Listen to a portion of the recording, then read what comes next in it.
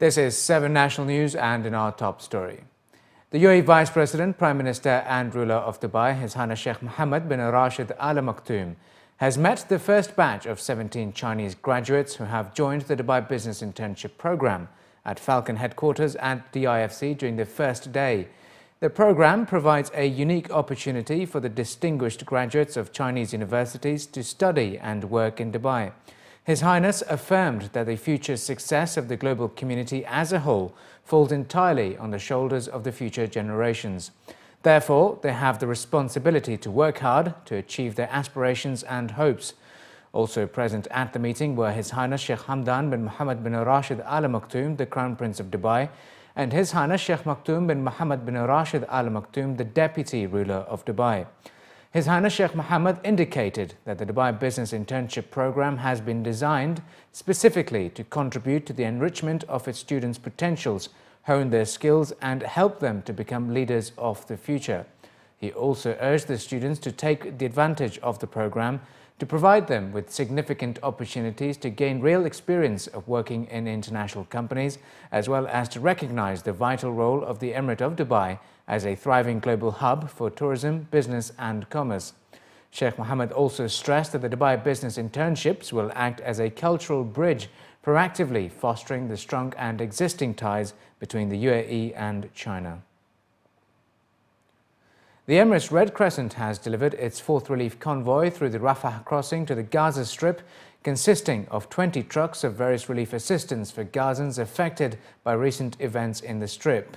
The Secretary-General of Emirates Red Crescent was quoted as saying that the convoy is carrying thousands of diverse relief packages, which include food and health kits, blankets and necessary items for children. So far, the ERC has delivered 4 convoys to Gaza, with more than 50 trucks carrying tens of thousands of relief packages to those affected by the events. The value of assistance provided to the Gaza Strip has now reached $29 million, including $14 million for the UAE Field Hospital in Rafah and $15 million for relief assistance transported from Cairo and the equipment from the local market in the Gaza Strip.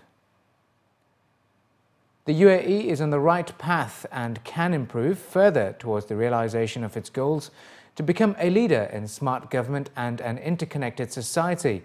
That's according to experts at the recent UNE Government Development Workshop. Earlier today, the Telecommunications Regulatory Authority, TRA, organized a workshop to raise the UAE's position in the e-government indicators issued by the United Nations.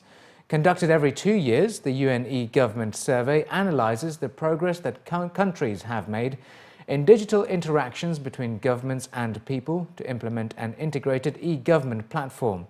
The indexes include infrastructure data, wherein the Emirates ranked 32nd globally in the overall UNE Gov Readiness Indicator, 12th globally in the e-Participation Index, and 117th worldwide in human capital data.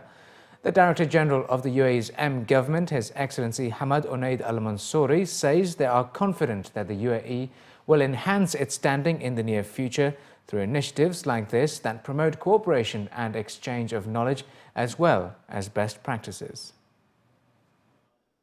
Working as a team, this is the most, I think, important element here.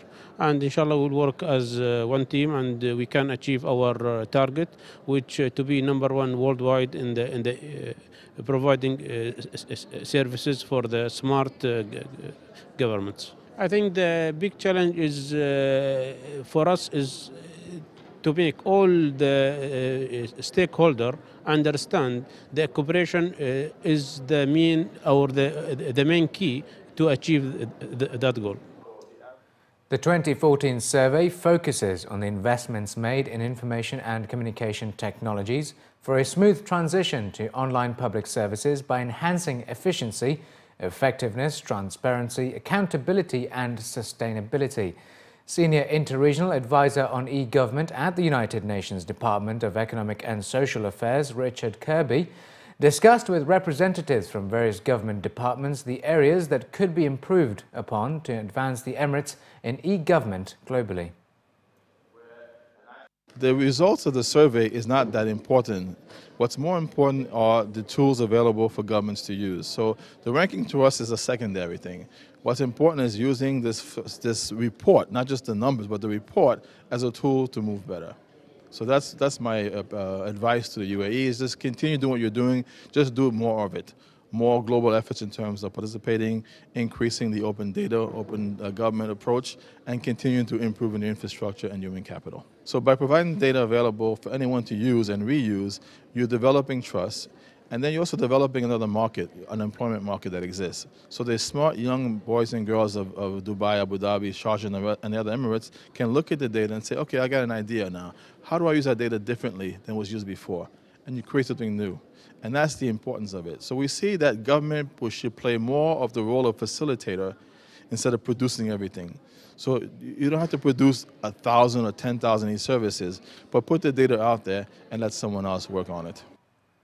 The Dubai Road and Traffic Authority has announced the completion of 25% of construction work on the main Sheikh Zayed Road diversions, as well as 70% of the overall roadworks in the area in preparation for the launch of the Dubai Water Canal project. According to a report released by Emirates news agency WAM, the authority is currently carrying out construction work on the Dubai to Abu Dhabi lanes of Sheikh Zayed Road near Al Safa Park, pending the completion of Phase 1 of the Dubai Water Canal project.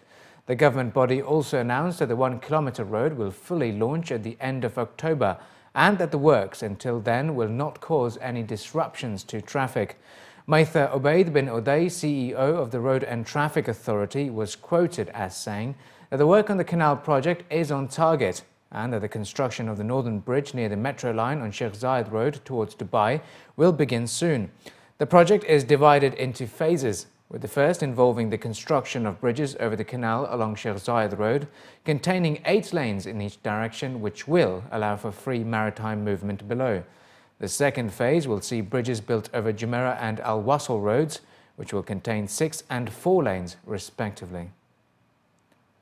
With the technological innovations, experts have called for concierges in hotels to enhance their skills and play a leading role in marketing their properties and destination promotion to ensure a pleasant experience for the hotel guests. More than 100 concierges and guest service officers from hotels around the country gathered for the Les Clefs UAE chapter's 2nd annual general meeting, where panelists discussed the best practices to improve guest experiences. Panelists, which included senior officials from the tourism and hospitality industry, urged that guest relations agents and front office staff have to develop their marketing skills. Social media was identified as the most important tool for the staff to interact with the guests prior to their arrival.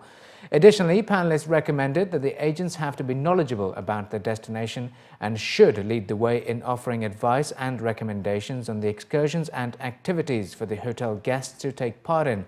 Such practices, according to the experts, will allow them to develop strong relations with the guests and ensure a positive customer feedback.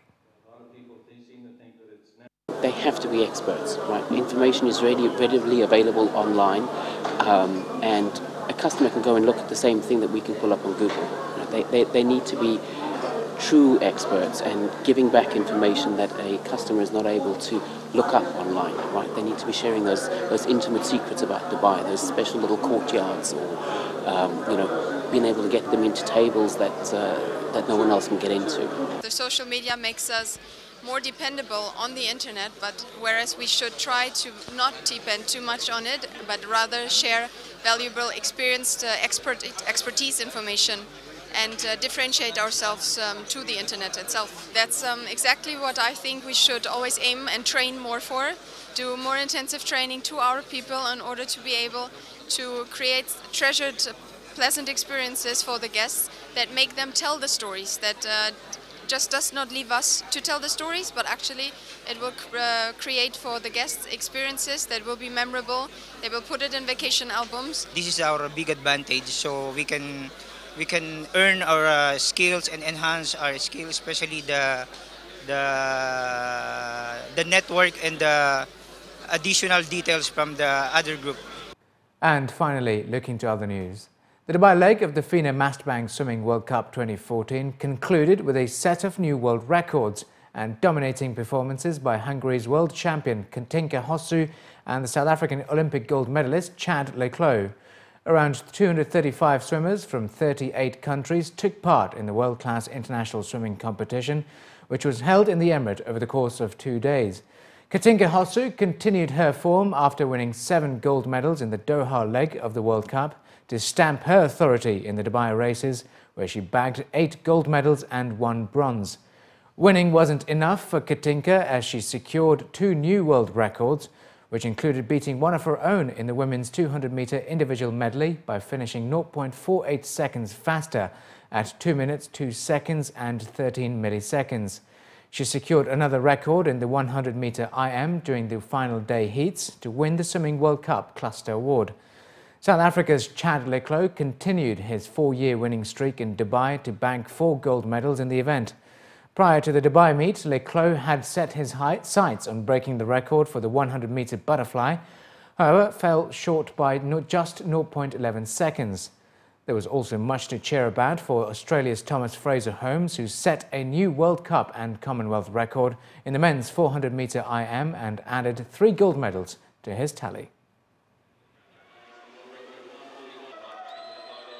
Your body gets used to it, and of course mentally you also have to be ready to get back on the blocks when even you're tired and you know that someone who is racing next to you is fresh, and try to beat them anyway. It feels great. Yes, last year I broke some world records also, and this year as well, and I broke my own world records, and it's really exciting to see that I'm still improving, and there is still I still feel like I have a lot to improve on, little things, but it adds up, and it's really exciting. So hopefully I can keep up the work and I can keep improving. Yeah, I mean, I was obviously trying to get the world record, to really difficult world record, and I think I was ahead of it at the 50 and at the 75, and I think I lost it at the end. I tired out a bit, but also for me the IM was really good, a personal best time for me, and all 7 races I've swum have been personal best times for me, so I'm very surprised to do swimming so fast and just really, really happy. Yeah, it was great. I had to really dig deep that last 25 metres, and I'm just glad I got the win, and there's a lot of positives to take out of that race and all the 200s I've done here, so just really looking forward to the next couple of months.